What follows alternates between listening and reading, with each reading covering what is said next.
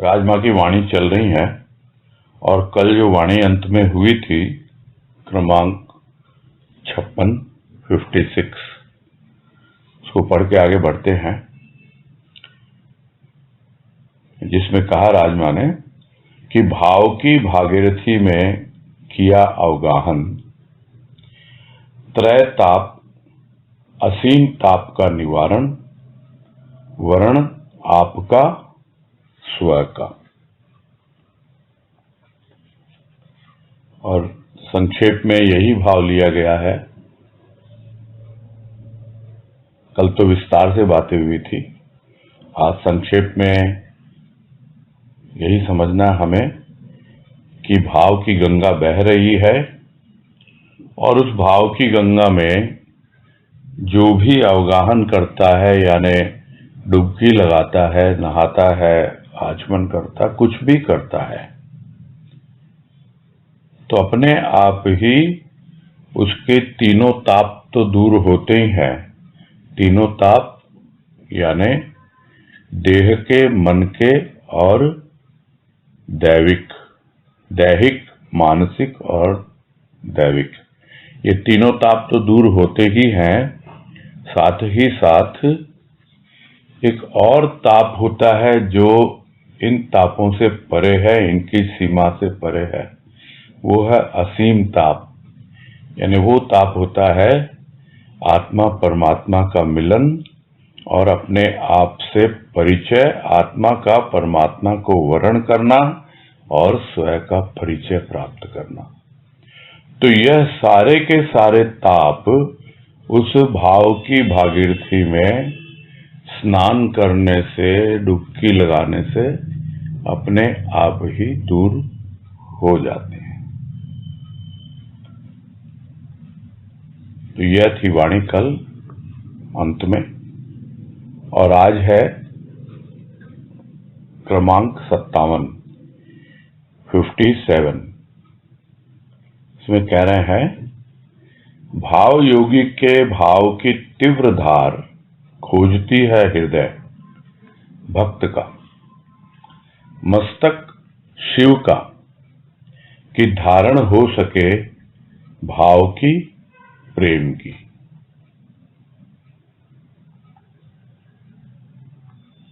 जो भाव योगी है यानी भाव योगी संत, उसके भाव की धार इतनी तीव्र है कि उसे संभालना बहुत कठिन है।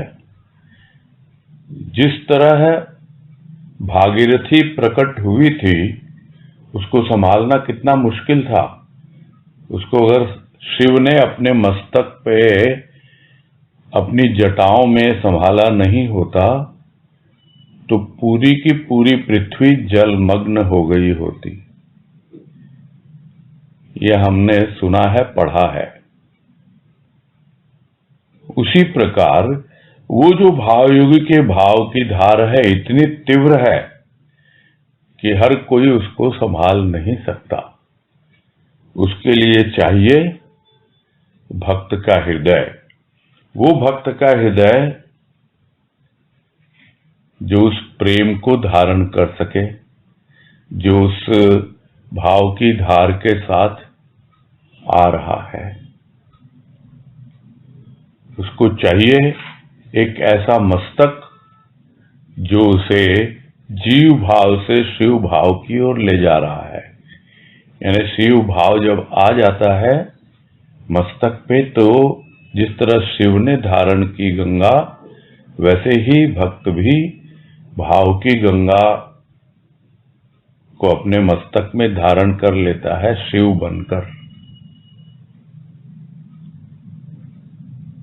हृदय में धारण होती है भक्ति प्रेम के माध्यम से, भाव के माध्यम से। उसी प्रकार मस्तक में धारण होता है ज्ञान, वो ज्ञान जो भाव लेकर आता है। तो वो तब तक नहीं आएगा जब तक हम शिव भाव की ओर आगे नहीं बढ़ते। इतनी तीव्रता है उस ज्ञान में, इतना तेज है, इतनी उसमें आग है यहाँ तो जल की धार बताई गई है। भगवान कृष्ण ने तो उस ज्ञान को अग्नि के समान बताया है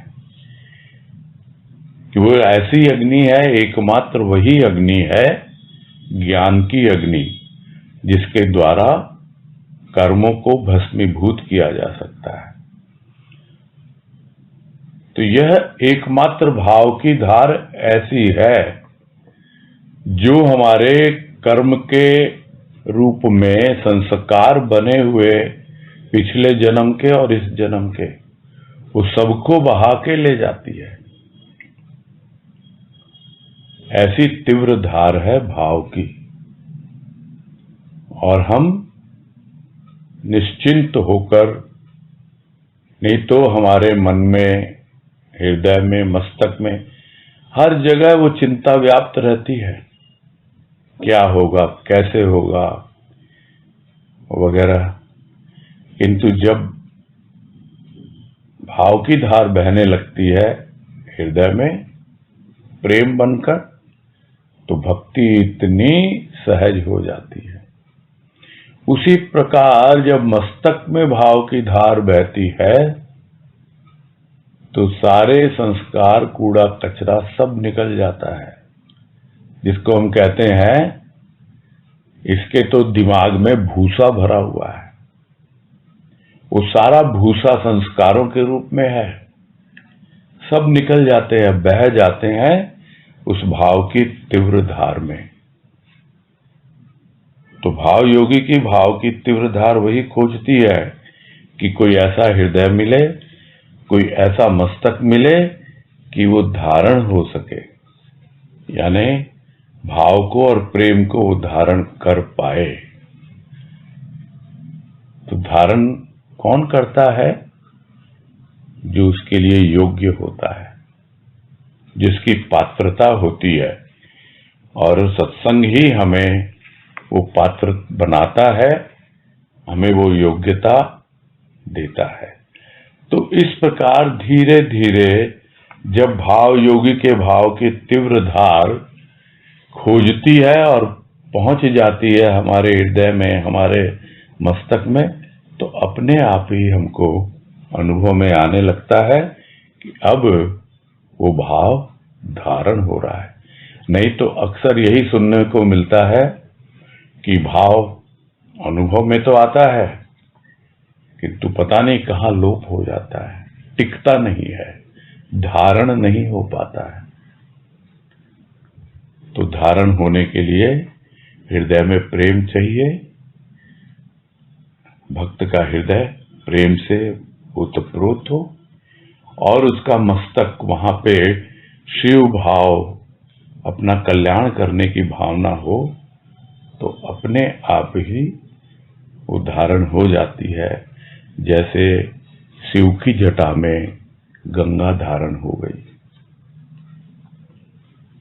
आगे है क्रमांक 58, 58। इसमें कह रहे हैं, शिव की जटाजूट में अनुबंधित भागीरथी का मुक्त कर, भागीरथी क्या मुक्त कर पाती बंधन युक्त प्राणी को? नहीं। पुण्य सलील का प्रवाह ही आनंददायक प्राणी के निमित्त अनवरत प्रवाहित भाव का पुण्यमय प्रवाह शून्य करता प्राणी को दुख से, अभाव से मुक्त करता, बंधन से युक्त करता आनंद से। और भाव जो पिछली वाणी का है उसी को और आगे बढ़ाया गया है। उसी भाव का एक दूसरा रूप कि शिव की जटाजूट में अनुबंधित, अनुबंधित मतलब बंधी हुई है। अनुबंध, अनुबंध क्या होता है? किसी के साथ जब हम कॉन्ट्रैक्ट करते हैं, कॉन्ट्रैक्ट अंग्रेजी में बोलते हैं, हिंदी में अनुबंध कहते हैं, कि भाई ये जो जटाजूट में भागीरथी जो है वो टिकी हुई है, जो भागीरथ के साथ अनुबंध हुआ था, इसीलिए भागीरथी को शिव ने अपने जटाजूट में बांध लिया, टिका लिया। तो क्या वो मुक्त कर देगी बंधन युक्त प्राणी को? गंगा तो बह रही है, स्नान भी करता है प्राणी, उसमें डुबकी भी लगाता है, तो क्या वो बंधन से मुक्त हो जाता है? तो उत्तर दे रहे नहीं। जो पुण्य सलिल यानी ऐसा गंगा का रूप है, बहते हुए जल का, इसीलिए गंगा को सलीला भी कहा गया है। वो पुण्य रूप उसका बताया गया, बड़ी पवित्र है, तो उसका प्रवाह ही हो रहा है प्राणी के निमित्त। किस लिए हो रहा है? कि वो उसे आनंद दे। तो गंगा स्थूल रूप में तो बह रही है, किंतु उसके भीतर जो पुण्य प्रवाह की जो भावना है, क्या उससे आनंद ले पाता है प्राणी? वो तो उसके ही निमित्त बह रही है कि उसको पवित्रता मिले, उसको पुण्य मिले, उसके जितने भी जन्म जन्मांतर के बंधन हैं वो शिथिल हो जाएं। किंतु क्या इसके ऐसा अनुभव में आता है? इसलिए नहीं आता क्योंकि गंगा के प्रवाह को समझ नहीं पाता प्राणी। भाव का प्रवाह जो पहले भी आया पिछली वाणी में, उसी तरह पुण्यमय है जैसा कि गंगा का प्रवाह है। वो प्रवाहित है, भाव का पुण्यमय प्रवाह बह रहा है। तो वो क्या करता है? वो पुण्य जो है, यह नहीं कि पाप पुण्य में उलझाता है, वो पाप पुण्य से ऊपर उठा देता है। वो ऐसा पुण्यमय प्रवाह है। अन्यथा लोग समझते हैं हम तो गंगा में स्नान कर रहे हैं, पुण्य कमा रहे हैं, हम तो कुंभ में गए जी स्नान करने, गंगा स्नान करने, संगम में स्नान करने, बहुत पुण्य कमाया हमने तो। किंतु यह भाव की जो धारा अनवरत प्रवाहित हो रही है, ये एक ऐसा पुण्य है जो प्राणी को शून्य करता है, यानी पूरी तरह से हटा देता है, खाली कर देता है। किससे? दुख से और अभाव से। पूरी तरह जीवन से दुख का पलायन हो जाता है और अभाव दूर हो जाते हैं। क्यों? क्योंकि अब तो भाव आ गया, और जो उसमें डुबकी लगाएगा अपने आप ही वो योग्यता अर्जित करेगा अपने हृदय में उस प्रेम और भाव को धारण करने की, मस्तक में शिव की तरह अपने आप का कल्याण करने की भावना। उस भाव से आगे बढ़ेगा वो कि भाई मैं किस लिए हूं? अपने लिए हूं, अपना कल्याण मुझे ही करना है। ज्ञान की ओर बढ़ रहा है वो। और यहां जैसे जैसे वो ज्ञान आता जाता है, प्राणी दुख से और अभाव से दूर होता चला जाता है। तो वो पुण्य ऐसा है, पुण्यमय प्रवाह, जो शून्य कर देता है अभाव को, दुख को। इतना ही नहीं, मुक्त कर देता है बंधन से। सारे बंधन जो हैं वो मुक्त हो जाते हैं। जाता तो है प्राणी भागीरथी नदी में, गंगा में, बंधन मुक्त होके जाता है, बंधन युक्त होके जाता है। किंतु क्या बंधन मुक्त हो पाता है? यह एकमात्र भाव की गंगा है। जो उसे बंधन से मुक्त करती है। और युक्त किससे करता है यह प्रवाह? बहता हुआ जल आनंद से युक्त करता है। तो स्वाभाविक है, बंधन से मुक्त होगा तो कितना आनंद आएगा, अपने आप आनंद से जुड़ता चला जाएगा। अभी जुड़ा हुआ है बंधन से, इसलिए आनंद नहीं आ रहा। जैसे जैसे बंधन शिथिल होंगे, उस भाव के प्रवाह में जो ऐसा पुण्य है जो शून्य कर देता है अभाव को और दुख को। तो इस प्रकार जो एक गंगा का जो बह रही है स्थूल रूप में, और एक गंगा जो सूक्ष्म रूप में बह रही है, भाव की गंगा, उन दोनों को जब अनुभव करेगा तभी समझ पाएगा कि दोनों में क्या अंतर है। एक स्थूल, एक सूक्ष्म। स्थूल में तो करता है प्राणी स्नान, किंतु फिर भी बंधन मुक्त नहीं हो पाता। उसके पुण्य की परिभाषा अलग है, और यहां पुण्य की परिभाषा अलग है, क्योंकि भाव शून्य कर देता है अभाव से। आगे है क्रमांक 59 कह रहे हैं, आ ठहर, थोड़ी देर नहीं, आठों प्रहर मेरे अंतर हृदय में, कि मेरे होठों पर बस तेरा ही स्वर हो, नेत्रों में तेरा ही दर्श हो। और इस तरह के भजन तो हमने बहुत गाए हैं कि तुम आ जाओ और आ भी जाओ, और आके बस जाना मत तुम। तेरे भक्तों की ये पुकार है, प्रभु आओ प्रभु आओ, आ भी जाओ।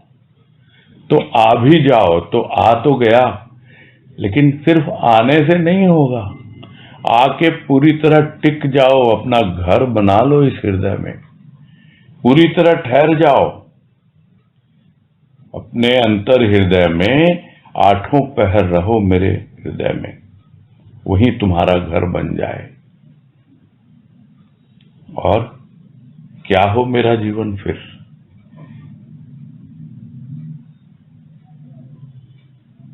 हृदय में तुम्हारा प्यार है,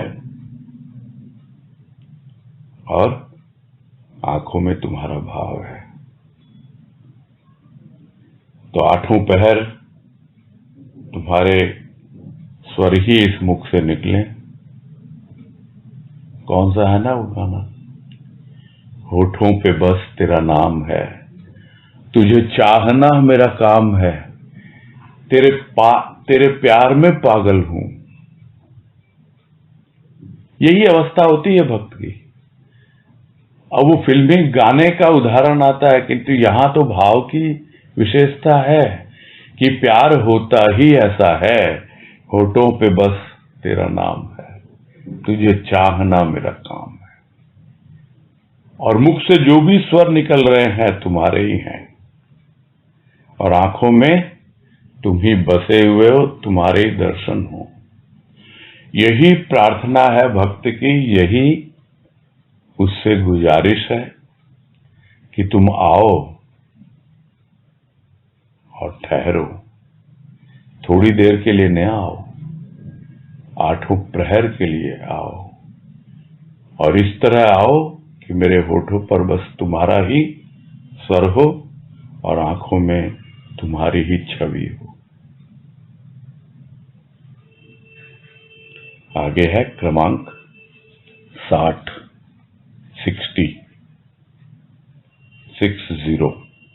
इसमें कह रहे हैं, पंकवत मेरा हृदय, पंकज कहां से तोड़ लिए प्रभु? गुणग्राही दृष्टि से। और ये थोड़ी अलग टाइप का भाव है इसमें, इस वाणी में थोड़ी अलग वाणी है ये,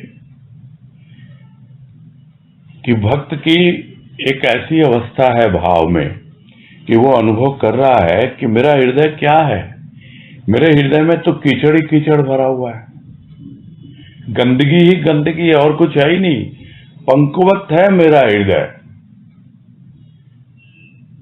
अब इस पंकवत हृदय में मैं देख रही हूं कि तू कहां से तुमने पंकज यानी कमल का फूल तोड़ लिया। तोड़ लिया ही नहीं, तोड़ लिए। लिए यानी अनेकों फूल। ये अनेकों फूल कहां से आ गए इसमें? मुझे तो कभी दिखलाई नहीं दिए, तुमको कैसे दिख गए? तो उसका उत्तर है गुणग्राही दृष्टि से। वही है गुणग्राही दृष्टि वाला, यानी जो गुणों को देखता है। सबके भीतर छिपे हुए होते हैं गुण, और उन गुणों को वो प्रकट करता है, उभारता है। हम में इतनी क्षमता नहीं है कि हम अपने भीतर जो छिपे हुए गुण हैं उनको प्रकट कर पाएं या देख पाएं। पंख के भीतर छिपा हुआ है पंकज, और छिपा ही नहीं हुआ, प्रकट है।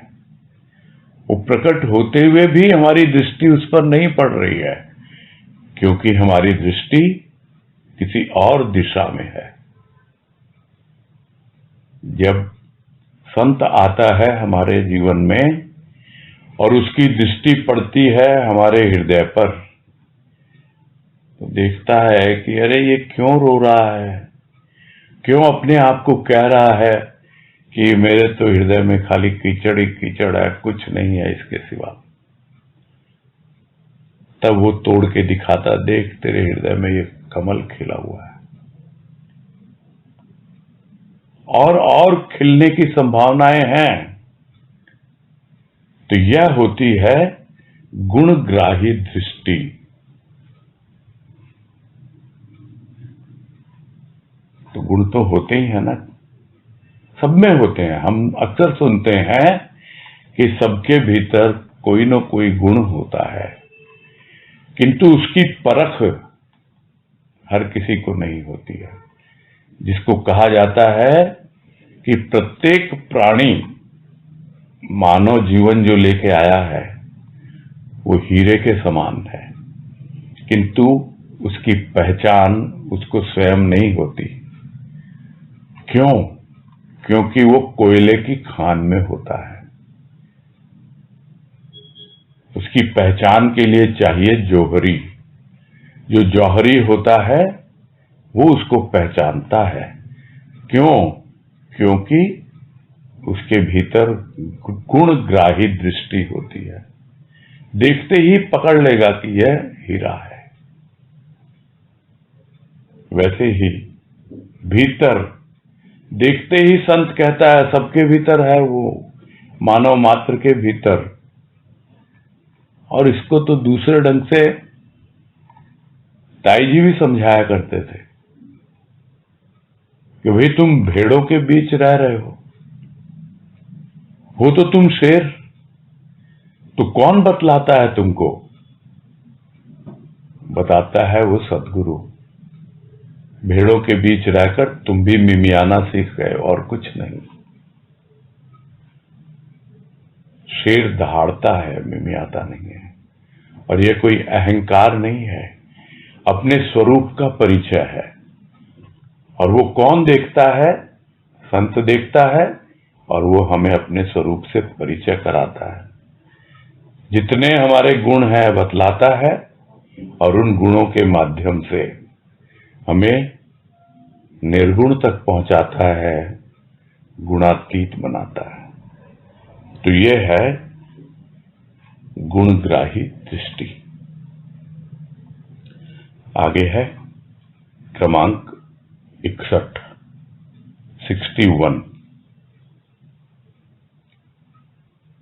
कह रहे हैं कुंज निकुंज रचने की प्रक्रिया में हुआ जीवन व्यतीत, श्याम नहीं आया।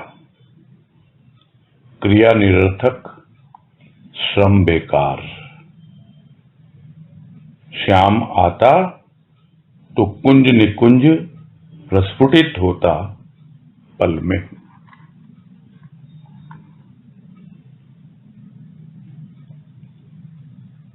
में यही कह रहे हैं कि हम तैयारी तो कर लेते हैं कि श्याम आएगा, श्याम आएगा, रास रचाएगा, और हम उसके लिए कुंज निकुंज भी रच लेते हैं। यानी उसके जो भी उपादान है, कि कुंज है जो घना होता है, एक क्या कहते हैं, बगीचा तो नहीं होता है, ये जंगल का ही एक ऐसा हिस्सा होता है जो पूरा लताओं से इससे घिरा रहता है। कुंज निकुंज एक साथ कहा जाता है। तो उसकी तैयारी तो हम कर रहे हैं, सब बना रहे हैं, इसलिए कि वो जब तक बाहर का वो रूप नहीं बनेगा तब तक तो श्याम आएगा ही नहीं रास रचाने, और हम उसी में जीवन व्यतीत कर देते हैं। तो भाव क्या है यहां पर, कि हम ऊपरी उपचार में ही लगे रहते हैं, तरह तरह के ऊपर के जो आडंबर कहें उसको, या कर्म कांड कहें, उसमें ही लगे रहते हैं, और इस प्रतीक्षा में रहते हैं कि श्याम आएगा। अरे भीतर की भावना देखता है वो, सिर्फ ऊपरी सजावट से नहीं होता कुछ, और उसी में जीवन व्यतीत हो रहा है लोगों का, और हो जाता है। श्याम नहीं आया, जितनी उसके पीछे मेहनत की, जितना उसमें समय लगाया, सब निरर्थक बेकार चला गया। कोई अर्थ नहीं निकला उसका, कुछ पता ही नहीं लगा कब आएगा श्याम, कब आएगा, क्या आएगा। भीतर में प्रेम है क्या तुम्हारे? ऊपरी सजावट से कुछ नहीं होता है, भीतर का प्रेम ही उसको चाहिए, और जब भीतर का प्रेम आता है तो श्याम आ जाता है। और ये बाहर की सजावट वो महत्वपूर्ण नहीं रहती है। फिर हो कोई बात नहीं, नहीं है तो और भी अच्छा, क्योंकि अब ध्यान बाहर नहीं जाएगा, सिर्फ भीतर ही जाएगा। वो भीतर में कुंज निकुंज एक पल में प्रस्फुटित हो जाता है। इसको हम कहते हैं, जहां जहां पहुंचते हैं संत, वहां अपने आप ही प्रकृति बदल जाती है, उसका रूप बदल जाता है। स्थूल में नहीं बदलता, सूक्ष्म में बदल जाता है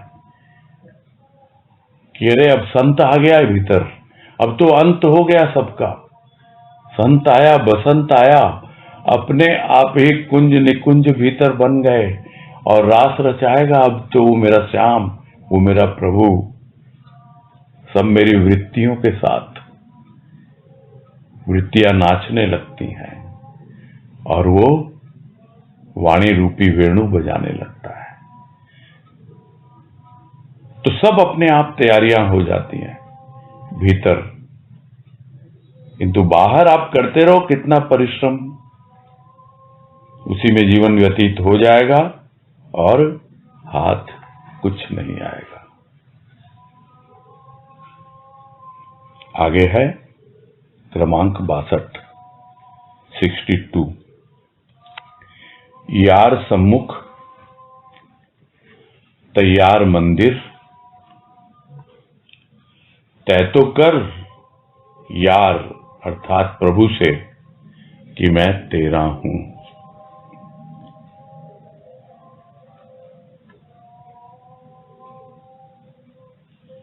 दोनों ही चीजें हो गई एक साथ, यार भी सम्मुख है और हृदय मंदिर भी तैयार है। दोनों ही चीजें हैं, सम्मुख है, अभी हृदय मंदिर में नहीं पहुंचा है। हृदय मंदिर तो बन गया, जिस तरह है मंदिर बनेगा तो उसकी पहले बाहर में कुछ तैयारियां की जाती हैं स्थूल रूप में, जैसे कुंज निकुंज की बात हो रही है वैसे ही मंदिर की बात हो रही है। किंतु ये एक सौभाग्य की बात है कि सम्मुख है यार।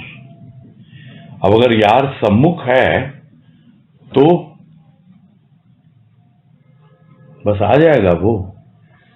नहीं, आसानी से नहीं आएगा वो। आपको उसके साथ कॉन्ट्रैक्ट करना है, तय करना है, बिल्कुल उससे भी और आपसे भी, दोनों से आपस में वादा लेना है कि मैं तेरा हूं। अगर मैं कहूं कि मैं तेरा हूं तो सिर्फ यह कहने मात्र से नहीं होता है। भक्त भी सुनना चाहता है कि उसका प्रभु, उसका यार कहे मैं तेरा हूं। तो दोनों ओर से ही ये तय करना है, ये वादा करना है कि बस एक बार तू आ गया मन मंदिर में, हृदय मंदिर में, और उसके बाद जाएगा नहीं, तू हमेशा के लिए रहेगा यहां, और मैं हमेशा तुम्हारी संभाल करूंगा, तुमसे जुड़ा रहूंगा, तू ही मेरा यार रहेगा, कोई और नहीं। अब और किसी के लिए इस मन मंदिर में स्थान नहीं होगा। अक्सर देखते हैं हम मंदिर बोल देते हैं, इसका मंदिर है, फला देवता का मंदिर है। अंदर जाते हैं तो न जाने कितनी मूर्तियां, कितनी तस्वीरें लगी होती हैं। अरे भाई, मंदिर अगर उसका है तो बस वही होना चाहिए। वैसे ही है, हृदय में वो आ गया तो बस वही आ गया। अब दूसरे किसी और के लिए जगह ही नहीं है। ये तय कर लो और उसे भी करवा लो और आपस में कॉन्ट्रैक्ट कर लो, वादा कर लो, बिल्कुल।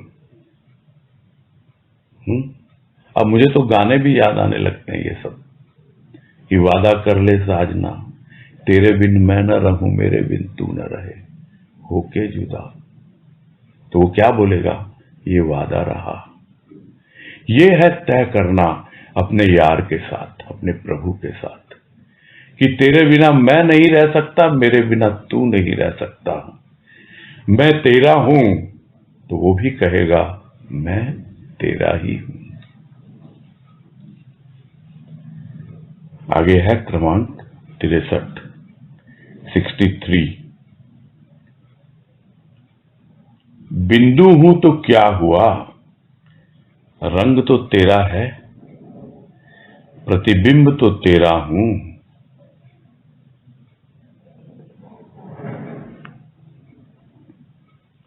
एक बूंद है छोटी सी, और वो बूंद जिसको गुरुदेव ने एक प्रवचन में भी समझाया कि वो बूंद क्या क्या रंग ले लेती है, क्या क्या रूप ले लेती है। जब चली वहां से बूंद तो क्या उसका रंग था? एक ही रंग था, या कोई रंग था ही नहीं, किंतु आगे बढ़ी तो न जाने कितने रंग उसमें समा गए और उसने अलग अलग रंग ले लिए। किंतु जिस दिन पुनः यह अनुभव में आ जाता है कि मैं तो तेरा ही हूं, तुझसे बिछुड़ी हुई एक बूंद हूं, आनंद घन की एक छोटी सी बूंद हूं मैं तो, उस बरसात की, उस बादल की एक छोटी सी बूंद। घन यानी बादल, वो जो आनंद का बादल है, आनंद घन, उसकी एक छोटी सी बूंद हूं मैं। छोटी सी हूं तो क्या हुआ, इसमें सब कुछ तो तेरा ही है। जो भी रंग दिखलाई दे रहा है वो तेरे ही प्रेम और भाव का रंग है, और झलक किसकी मिलती है? तुम्हारी तो मिलती है। बिंब की तो प्रतिबिंब रूप उसका सामने आएगा, प्रतिबिंबित होगा। बिंब यानी वो तू ही तो सब में झलकता है। सब के सब जो तुम्हारे हैं, उनको यदि यह रियलाइज हो जाए, यह अनुभव में आ जाए कि भाई मैं बिंदु हूं, छोटा सा हूं, दिखने में छोटा सा हूं, किंतु मुझ में तुम्हारे सारे गुण हैं। जिस तरह सागर की बूंद है, उस एक बूंद में सागर के पूरे रंग समाये हुए हैं, पूरा सागर का स्वाद समाया हुआ है। तो देखना है तो गुण की दृष्टि से देखें, जिसको पहले कहा एक वाणी में गुणग्राही दृष्टि। तो वो जो गुणग्राही दृष्टि है वो बतलाती है कि तेरा ही हूं, तेरा ही प्रतिबिंब हूं, तेरे सारे गुण मुझ में समाये हुए हैं, तेरे ही प्रेम और भाव के रंग मुझ में हैं। भले ही मैं एक छोटी सी बूंद हूं, लगता है तुमसे बिछुड़ गई, किंतु नहीं, तेरी ही हूं मैं। आगे है क्रमांक 64। इसमें कह रहे हैं, विशाल पुस्तक विराट की यह सृष्टि, विशाल पुस्तक विराट की यह सृष्टि, मानो क्या इसके एक भी अक्षर से परिचित हो? किस भांति अक्षर से? आकांक्षा कहां अक्षर की? उपासक है मानव केवल क्षर का, क्षय का, भ्रांति जीवन का।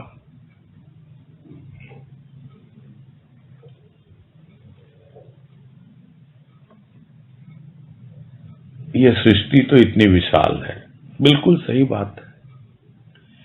और एक पुस्तक की उपमा यहां पर दी गई है कि जैसे एक पुस्तक है, न जाने उसमें कितने पृष्ठ हैं, और उन अलग अलग पृष्ठों में न जाने कितने ही वाक्य हैं, उन वाक्यों में न जाने कितने ही शब्द हैं, और उन शब्दों में न जाने कितने ही अक्षर हैं।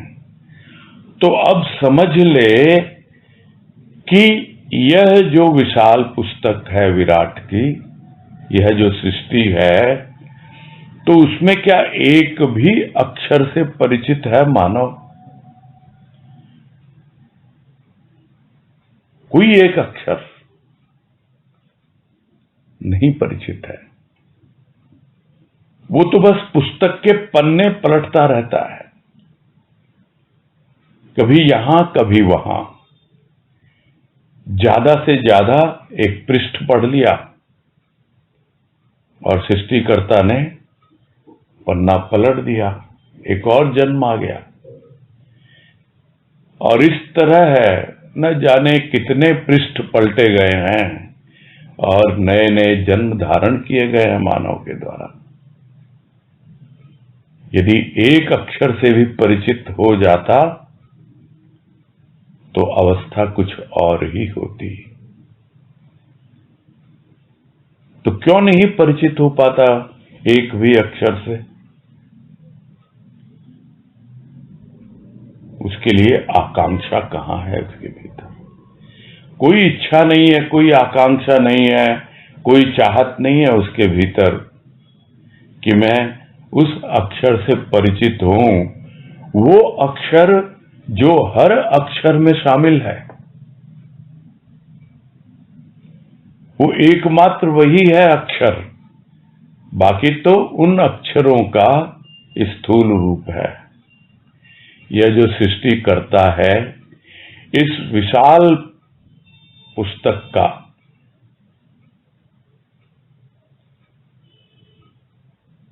क्या है? वो एक एक अक्षर में समाया हुआ है, वही अक्षर है, उसका प्रकट रूप है यह विशाल पुस्तक प्रकृति के न जाने कितने छोटे छोटे प्रसून है, पुष्प हैं, कितनी नदियां हैं, कितना कुछ, ये सब वाक्य हैं।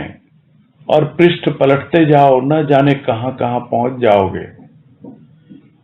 कितने कितने जन्मों में क्या क्या देखा है, किंतु उस अक्षर से परिचित नहीं हुआ जो हर अक्षर में छिपा हुआ है। उसकी आकांक्षा नहीं है, इच्छा नहीं है। तो मानव तो उपासक है केवल क्षर का। क्षर, क्षर यानी जो नाशवान है। उसको पता नहीं है एकमात्र अक्षर ही अक्षर यानी उसका नाश नहीं होता। यानी वो सृष्टिकर्ता जो इस विशाल पुस्तक के रूप में जिसने सृष्टि की रचना की है, वो एक एक अक्षर में वही समाया हुआ है।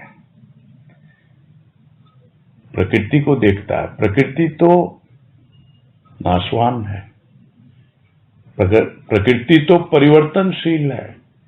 उसी का उपासक बनता है, चाहे वो स्थूल प्रकृति है, चाहे सूक्ष्म प्रकृति है।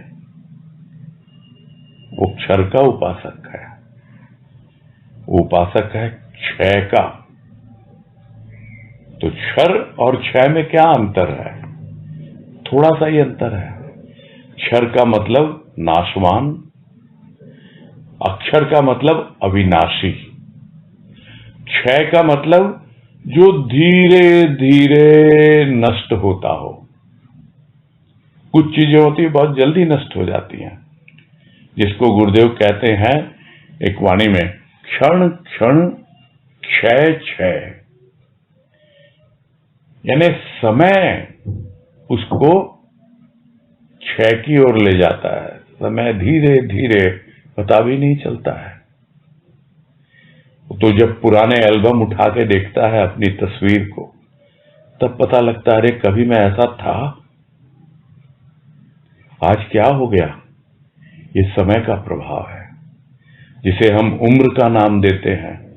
जीवन व्यतीत हुए जा रहा है, अभी भी यदि आकांक्षा नहीं अक्षर की, और फिर केवल क्षर में ही लगा हुआ है, उसी की उपासना कर रहा है, क्षय में ही लगा हुआ है, तो क्षण क्षण तो निकल रहा है।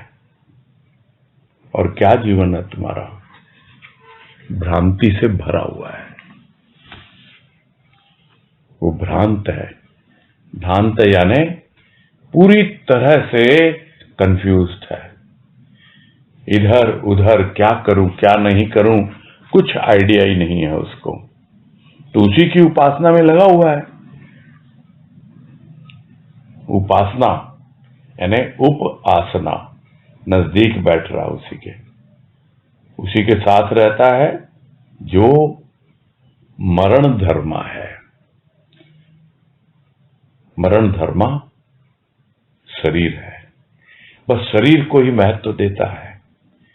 क्षय होता जा रहा है उसका, किंतु अभी भी आकांक्षा नहीं है उस अक्षर की, इसलिए वो परिचित नहीं हो पाता उस अक्षर से जो इस विराट की जो पुस्तक है यह सृष्टि, उसके भीतर एक एक अक्षर के रूप में छिपा हुआ है वो ईश्वर, वो सृष्टि करता। सब बातों का सार क्या निकला? यही कि थोड़ा वहां से हटे, क्षर से, क्षय से, भ्रांति से, तब जाकर हमें धीरे धीरे परिचय मिलेगा और हमारे भीतर उस अक्षर से परिचय की चाहना हो, तब मिलेगा। सिर्फ दूर होने से नहीं होता, सिर्फ छोड़ने से नहीं होता है। जब अपने आप छूटता है तभी आप समझ पाते हो। और अपने आप छूटता कैसे है? जब आप कुछ ऐसी चीज पकड़ते हो जो मूल्यवान है, जो नाशवान नहीं है, उसका मोल समझ लेंगे, अपने आप सब छूटता चला जाएगा। यानी अब अक्षर नहीं, कुछ ऐसा अक्षर में छिपा हुआ अक्षर, वो जो नष्ट नहीं होता, उस पर फोकस होगा। नहीं तो किताबें पढ़ते रहते हैं, पूरा जीवन बीत जाता है और हम में कोई परिवर्तन नहीं आता। आगे है क्रमांक 65। क्षय पल पल बुद्धि का, प्राणों का, जीवन के क्षणों का। कारण अक्षय भंडार पर दृष्टि नहीं, अक्षय भंडारी पर विश्वास नहीं, श्रद्धा नहीं। और उन्हीं सब बातों को दूसरे ढंग से बताया है। तो भाव तो हम समझ ही चुके हैं बहुत अच्छी तरह से कि क्षण क्षण क्षय है, क्षय हुए जा रहा है प्रत्येक पल पल। कोई यह न समझे कि स्थूल का ही हो रहा है, बुद्धि का भी हो रहा है। वो बुद्धि जिसको हम समय रहते काम में लेते, तो उसमें कब का हमारा विवेक जाग चुका होता आध्यात्मिक दृष्टि से। इसीलिए कहा जाता है, जो जितनी जल्दी इस राह में लग जाता है, इस खोज में लग जाता है, या साधारण भाषा में कहें सत्संग में लग जाता है, अपने आप, और उसके भीतर चाहना तो होनी चाहिए, बिना आकांक्षा के चाहत के नहीं कुछ होता, बहुत जल्दी परिवर्तन आता है। अब जिनकी हम वाणी पढ़ रहे हैं अभी, राजमा की, हम सबको पता है कि सत्संग कौन सी उम्र में मिला था उनको, या कौन सी उम्र में लगे थे सत्संग में। सिर्फ 20 साल की उम्र थी, only at the age of 20। तभी कह पाएगा कोई कि पल पल क्षय हो रहा है बुद्धि का। अक्सर हम कहते हैं हमको कुछ याद ही नहीं रहता, बुढ़ापा आ गया। समय पे जिसने कर लिया उसको सब याद रहेगा। तो पल पल क्षय हो रहा है बुद्धि का, प्राणों का, स्वाभाविक है। श्वास लेने की क्षमता भी कम होती चली जाती है। इतना ही नहीं, जीवन के क्षणों का। समय बीतता जाता है तो उसका कारण पहले भी बता चुके और अब फिर बता रहे हैं। पहले बताया कि किस भांति परिचित हो अक्षर से, कि आकांक्षा नहीं है, और यहां कारण बता रहे हैं अक्षय भंडार पर दृष्टि नहीं है, और अक्षय भंडारी पर भी दृष्टि नहीं है।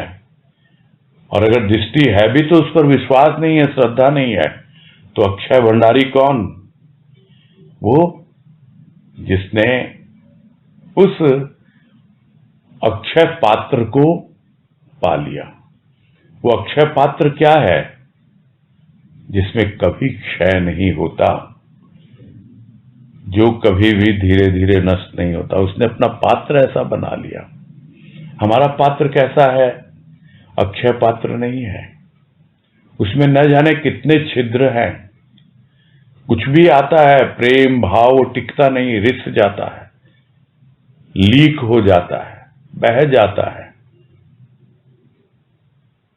किंतु जिसका पात्र अक्षय है, उसमें हर समय प्रेम और भाव मिलता है, और भंडार उसके भरे रहते हैं। वही है अक्षय भंडारी। वो आया है जीवन में संत अक्षय भंडारी। उस पर विश्वास नहीं, अगर श्रद्धा नहीं, अगर है तो अच्छी बात है। तो फिर उस पर ध्यान दो ना, जो अक्षय भंडार है उसके पास, उस पर दृष्टि लगाओ। पात्र तो देख रहे हो, किंतु उसके भीतर क्या है उस पात्र में जो कभी क्षय नहीं होता? वो है उसका प्रेम और भाव। उसका कभी क्षय नहीं होता, वो अक्षय है। अक्षय भंडारी वो इसीलिए कहलाता है कि उसके पास प्रेम और भाव का भंडार भरा हुआ है। हम तो कहेंगे उसके पास सब वस्तुओं का भंडार है? ठीक है, लेते रहो। उस अक्षय भंडार पर दृष्टि नहीं है अभी तुम्हारी, जिस पर होनी चाहिए। तो यहां पर यही समझा रहे हैं इस वाणी में कि पहले तो आकांक्षा ही नहीं थी, अब आकांक्षा हुई भी तो उस पर दृष्टि ही नहीं है, उस अक्षय भंडार पर जो उस अक्षय भंडारी के पास है। उस पर श्रद्धा नहीं, विश्वास नहीं। चलो, विश्वास भी आ गया, श्रद्धा भी आ गई, किंतु अपने स्वार्थ पूर्ति के लिए उस अक्षय भंडार पर ध्यान नहीं है। तो यही कारण है कि वो अक्षर तक पहुंच नहीं पाता है, अक्षर से परिचित नहीं हो पाता है। आगे है क्रमांक 66। इसमें कह रहे हैं, दुनिया सजी, तन सजा, घर सजा, न सजा मन, जिसे सजना था सजन के निमित्त।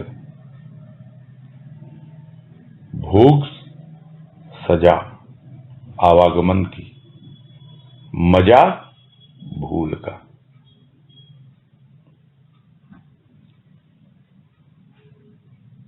तो क्या किया?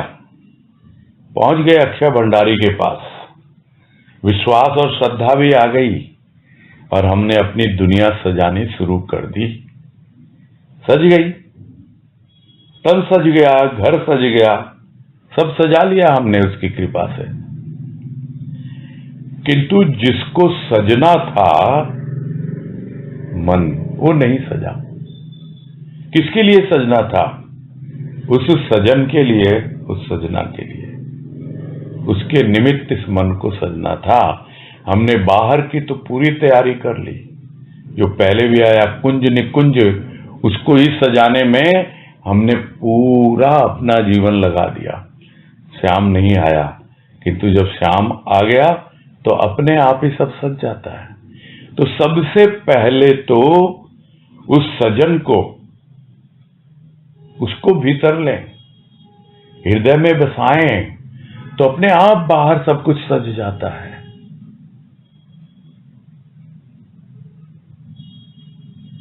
किसके लिए सजना है हमको? बाहर का सजावट नहीं चाहिए, भीतर का सजावट चाहिए। और वो भीतर की सजावट नहीं की, इसी वजह से तन भी सज गया, मन भी सज गया, तो लग गया अब तो भोगों में, उसी का भोग करने में, जो कुछ भी उससे मिला है उसको। और उसके भोग में क्या मिला फिर? अब भोग रहा है सजा। यह भोग कुछ और नहीं है, वो सजा है। कौन सी सजा है? आवागमन की सजा है। बार बार आओ, बार बार जाओ। इसीलिए कहा गया, किसी ने कहा कि जब भी संसार का कैदी बनूं, कैदी बन जाता है यहां के, सजा भुगतने के लिए आ गया। क्यों भुगतने के लिए आ गया सजा? क्योंकि सजना तो था मन को, अपने सजन के लिए, अपने प्रभु के लिए, किंतु वो सजा नहीं। बाहर बाहर सजता रहा, तन सजता रहा, घर सजता रहा बाहर का, भीतर का मन नहीं सजा। इसलिए अब ये सजा भोगो भाई, आवागमन की सजा भोगो। और लो मजा अपना भूल का। भूल गए ना उसको, याद नहीं किया, तो यही मजा है उस भूल का। और फिर सजाओगे, फिर उसी तरह घर को सजाओगे, तन को सजाओगे, और फिर यही कहानी, फिर बार बार यही चलता आ रहा है और यही चलता रहता है। ये सब कोई नई बातें नहीं है। तो बार बार यही आती है बातें कि नया कुछ भी नहीं होता है। नया होता है अनुभव। जिस दिन यह अनुभव में आ जाए कि जो कुछ भी है वही वास्तविकता है, उसको समझूं। किस किस ढंग से तो समझाएंगे गुरुदेव अपनी वाणियों से, किस किस ढंग से समझाएंगे राजमा अपनी वाणियों से। समझ के भी हम नासमझ बने रहते हैं। अनुभव करेंगे तब हमको लगेगा बातें सब वही होती हैं, किंतु हाँ, उस वक्त तो सुनने में बड़ी कड़वी लगी थी। खरी खरी होती है, जिसको हम कहते हैं खरी खरी है, लेकिन हमें क्या लगती है? खोटी खोटी लगती है। और इसी को जोड़ दिया गया, खरी खोटी सुना दी। यह कोई खरी खोटी नहीं है, ये खरी खरी बातें हैं, बिल्कुल शुद्ध। और जिस दिन हमें अनुभव में आती है तब हमें लगेगा कि हाँ, वास्तव में सही कहा गया, सही कहा गुरुदेव ने भी, सही कहा राजमा ने भी। नहीं तो हम मजा लें अब अपनी भूल का। अब याद करें तब जाकर समझ में आएगा कि मजा ये नहीं, मजा तो कुछ और है, आनंद तो कुछ और है।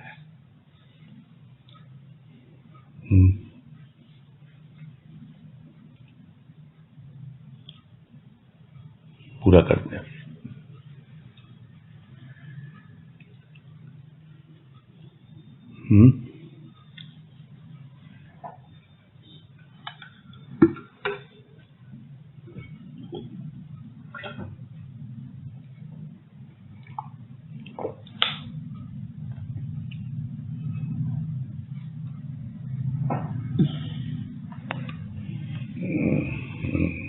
तनुश्री शर्मा,